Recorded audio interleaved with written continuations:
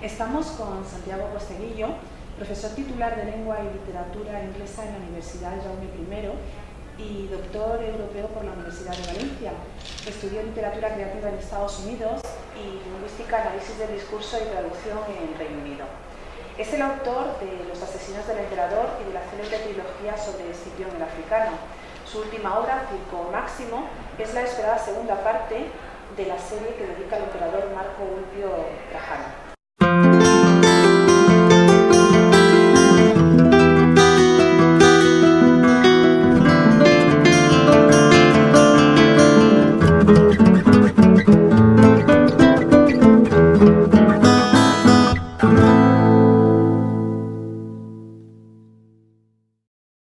Buenos días, Santiago. Buenos días, encantado. Encantada. En primer lugar, pues queremos darle las gracias por concedernos esta entrevista y ya sin más, dicho lo cual, comenzamos con la misma. Usted en esta obra demuestra una vez más que es uno de los grandes noveladores de la historia de Roma, que domina a la perfección el manejo de las fuentes, la narración de los hechos verídicos entreverados de acción y emoción. Una Roma tan compleja y a la vez tan contada por otros autores.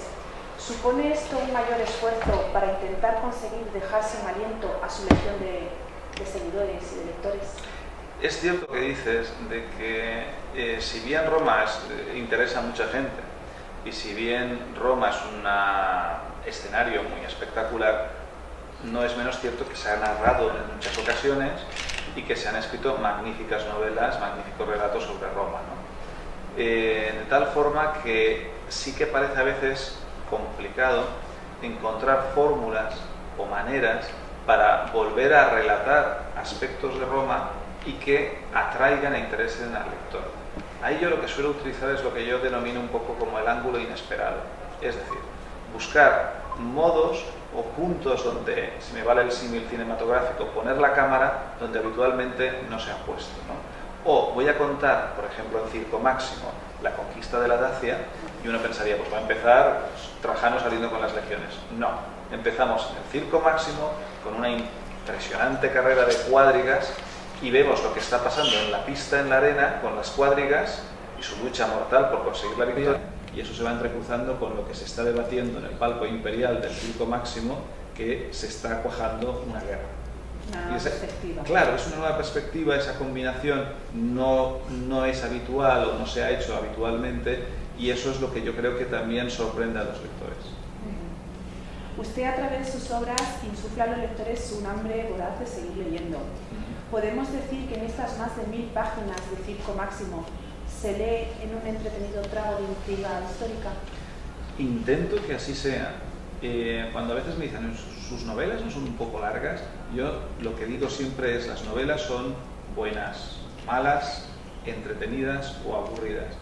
Una novela debe tener las páginas que necesite para contar lo que se ha de contar, ¿no? En unas novelas como las mías, donde entrelaza varias historias, en este caso la conquista de la Dacia por Trajano, por otro lado su propio gobierno en Roma, además las carreras de cuadrigas y por fin el juicio a una vestal. Y también subyace a todo esto la situación del cristianismo en la época. Entonces, si quieres contar cada una de estas historias, necesita un espacio y al final vas uniéndolas y es cuando sale un relato extenso, pero siempre, por encima de todo para mí, entretenido. Acabo de leer en algún medio que decían que tenía una acción adrenalítica, que me ha llamado la atención el adjetivo, pero sí que es verdad que procuro que al segmentar el relato, aunque sea extenso, en pequeños capítulos, que cada uno acabe en un momento muy intenso, sí que puede que igual vamos generando esa adrenalina del lector y al final el lector lo que quiere es leer y seguir leyendo. En este trepidante y voluminoso Circo Máximo nos cuenta la primera parte del reinado del emperador hispano Marco Ulpio Trajano, sus planes de reconstrucción de Roma y sobre todo su espectacular conquista de la Dacia, como además ya nos ha referido. ¿Qué virtudes y qué no virtudes, por no llamarlo defectos, podemos destacar de este extraordinario personaje? Virtudes que tenía Trajano a destacar notablemente son que era una persona recta, noble, que predicaba con el ejemplo. Si iba a exigir sacrificios, él era el primero en sacrificarse en la cuestión en la que él fuera a demandar un esfuerzo. Era una persona que detestaba la corrupción y luchaba activamente contra ella, aunque eso le generara enemigos. Es una persona que en lo militar, si había que luchar, él luchaba en primera línea de combate. Esta sería un conjunto de una de sus virtudes más destacadas. Efectos. Entendió que la parte demagógica de tener entretenido al pueblo era útil y por eso promovió más que nunca las carreras de cuadrigas y las luchas de gladiadores. Eso sí que es una parte, digamos, demagógica que había en su gobierno. Y también bebía demasiado, eso es verdad. Pero como era prudente, era una persona conocedora de sus limitaciones, que es una de las formas más importantes de la inteligencia, cuando alguien sabe lo que puede hacer y lo que no. Había ordenado que si alguna vez estaba bajo los efectos del alcohol, no se le hiciera caso.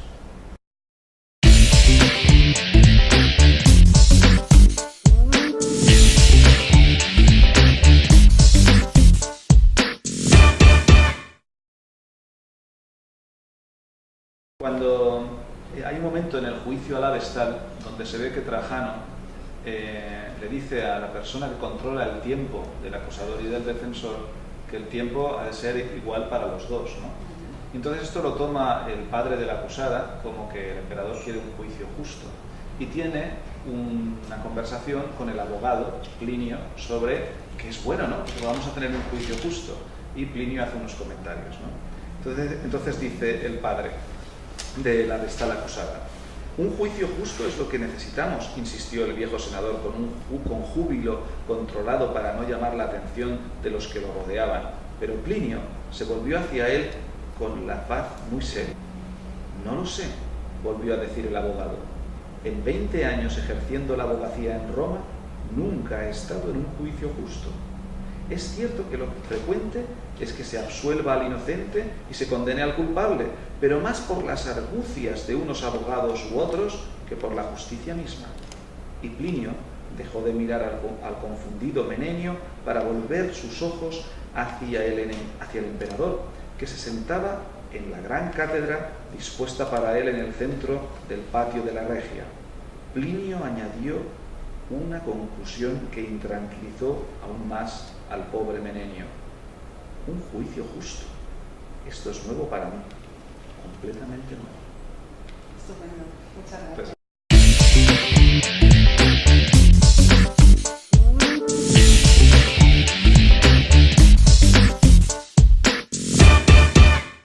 Atmósfera de susurros y secretos de Roma, alianzas y traiciones. Quizá estos son los cimientos de una sociedad concreta como es la romana en este siglo II después de Cristo, o son los componentes comunes a cualquier otra sociedad de cualquier otro tiempo donde la máxima sea el poder con mayúsculas. Donde hay intrigas, donde hay traiciones y donde hay lealtades, allí donde hay mucho poder. Lógicamente, en el siglo II, ¿dónde había una mayor concentración de poder en el mundo? Pues probablemente en dos sitios. Uno era Roma y otro sería Luoyang, que era la capital del Imperio Chino. Pero estamos en Roma. Entonces, lógicamente, en Roma es donde había más intrigas. ¿Y dónde en Roma? En la familia imperial, porque era el núcleo donde se vertebraba el poder. De tal forma que en siglos posteriores lo que veremos es que siempre donde haya grandes concentraciones de poder hay grandes intrigas. Yo creo que es una situación que se repite siempre. En Circo Máximo hay muchos destinos torcidos. Algunos se reconducen con valentía y tenacidad, otros no. También hay victorias y espíritus justos que combaten el infortunio. La valentía frente a la cobardía, la tenacidad frente a la inconstancia o quizá el factor suerte como determinante de un resultado. Yo creo que en mis novelas siempre intento transmitir que los valores positivos, como la tenacidad, la constancia y la nobleza, suelen cosechar buenos resultados, al menos en el medio o largo plazo. Si bien es cierto que a veces, como dirá Trajano, en un trozo de la novela que luego, si acaso, leeremos, a veces este mundo es muy injusto, ¿no? Y a veces la suerte, la fortuna, la diosa fortuna de los romanos interviene a veces para bien y a veces para mal. En esta obra también nos habla del amor, concretamente de Menenia, elegida Vespasiano por 9 años, hecho que supone que nadie pueda tocarla, ni su familia, ni su amigo de infancia. Y como digo, el amor entre Menania y su amigo de infancia, el auriga Celer, que está enamorado de ella. ¿Cómo ven este amor y cómo sufren la persecución tanto de su entorno más íntimo como de la propia sociedad romana? Hombre, el personaje de la Vestal intenta mostrar el aspecto relevante que tenían las vírgenes vestales en Roma, que es importantísimo, como se va viendo en la novela. Y también, como tenía una gran capacidad de influencia, también hay intrigas en torno a las vestales. Y estas intrigas podían afectar sus relaciones personales. Y lamentablemente una vestal no podía tener una relación íntima con nadie, y menos con un hombre. Y si esto tenía lugar, era condenada a ser enterrada viva. Evidentemente esto hace del amor de Celer y Menenia un amor imposible. Pero dentro de su imposibilidad siempre es una gran historia de amor, esas pasiones que no pueden tener lugar, pero donde todavía se buscan formas para poder de alguna forma mantener la amistad. Volviendo al emperador Marco Fulvio Trajano, ¿era este un optimate?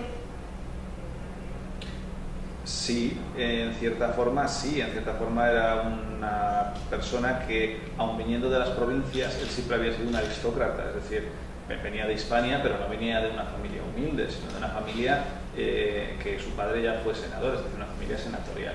Entonces sí, él era una persona de clases gobernantes. Ahora, hay gente que venía de las clases gobernantes que parecía no entender nada de lo que le podía interesar o pasar algo, preocupar al pueblo, y gente que tenía una mayor sensibilidad desarrollada para estos aspectos, ¿no? Y tenía intuición para saber lo que demandaba el pueblo y lo que se le tenía que ofrecer. También, hablando de Trajano, el emperador, ¿fue quizá Julio César un referente para Trajano a la hora de gobernar? Sí, sin duda. Yo creo que Trajano admiraba profundamente a Julio César, igual que Julio César escribió la Guerra de las Galias, él quiso escribir su guerra de la Dacia, y la escribió, solo que se perdió, solo nos quedan 5 palabras, pero él la escribió e intentó realmente llevar a cabo aquellos planes que Julio César había trazado y que ningún otro emperador se atrevía, que era cruzar el Danubio, invadir la Dacia, cruzar el Éufrates, invadir Partia.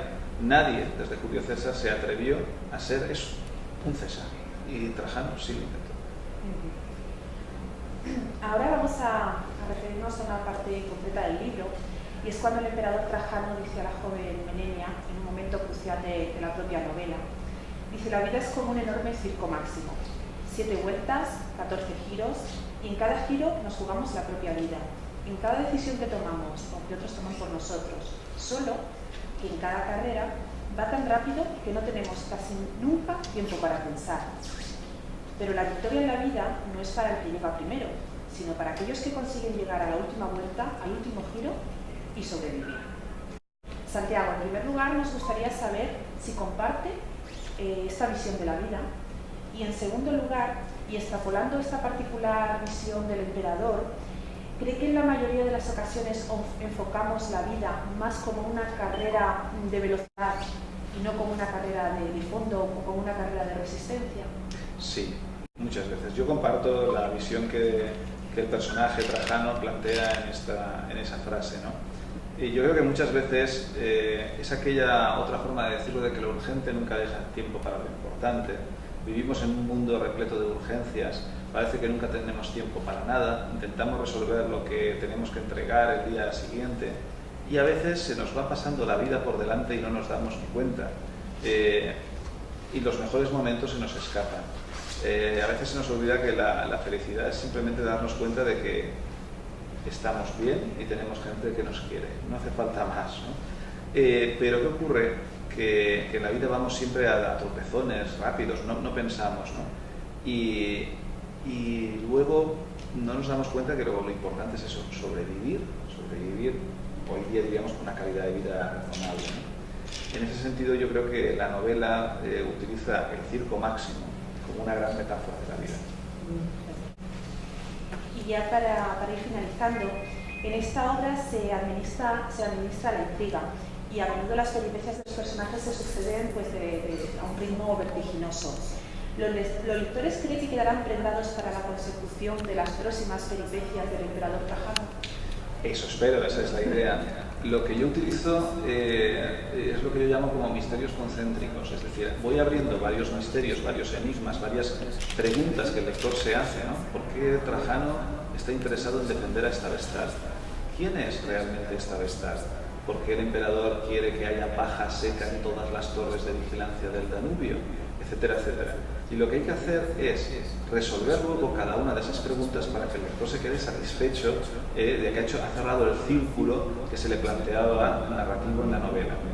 Pero ahora bien, luego, como es una novela que es el centro de una serie, de una trilogía, al final vuelvo a abrir pequeñas ventanas que van anticipando lo que serán los grandes retos futuros de estos personajes, tanto del personaje principal histórico que es Trajano, como de aquellos personajes reales o de ficción, como por ejemplo el gladiador Marcio, la guerrera Sármata y la hija de ambos, Tamura, que acompañan a Trajano en este viaje de historia y un poco también de ficción en algunos aspectos, para juntarnos ese fresco de la época que fue el mundo de Trajano. O sea que espero que sí, que los lectores se queden con ganas más.